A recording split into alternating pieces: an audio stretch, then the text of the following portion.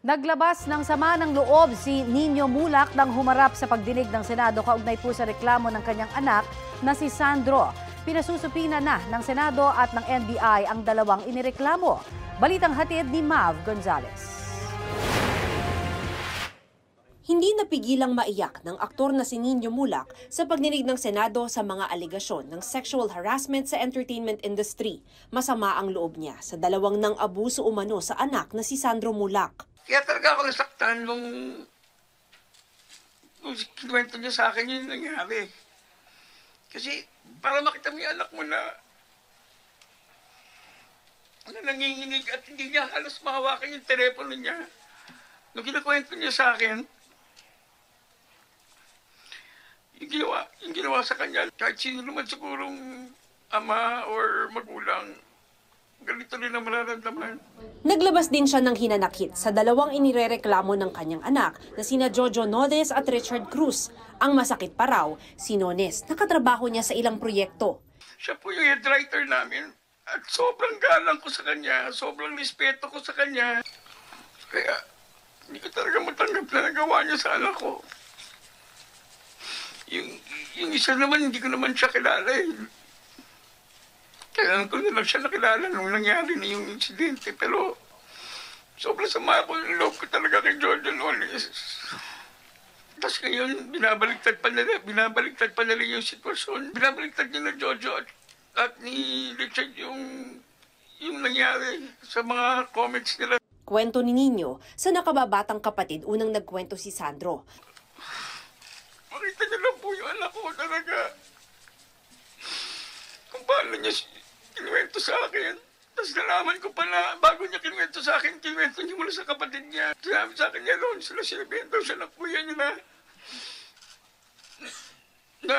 ay bro, sana wag mangyari sa inyo nangyari sa akin. Sa kanya kasi ulo sinabi ni Sandro, yun nangyari. Kesa sa akin. Tumaas ang blood pressure ni Nino kaya sinuspindi ang pagdinig. Hindi dumalo sa pagdinig sina Cruz at Nones. Sa kanilang letter of regret, pinaliwanag nila na hindi sila makakasagot sa paksa ng pagdinig ukol sa policies ng media companies sa sexual harassment.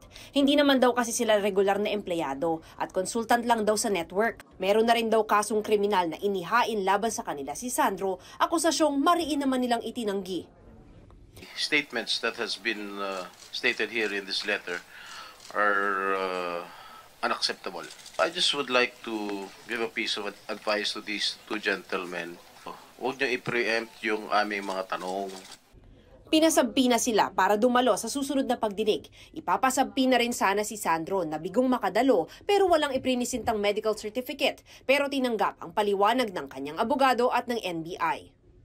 Sandro has just undergone something that has inflicted emotional and psychological trauma. So he is not in the mental and emotional state to be attending a hearing now. Mr. Sandro Mulak po ay still undergoing psychiatric evaluation po. And psychological. So hindi po siya maaaring makadulog dahil advice po na ilimit ang kanyang pagsasalita tungkol sa mga pangyayari po. If you're going to invite Sandro here, baka additional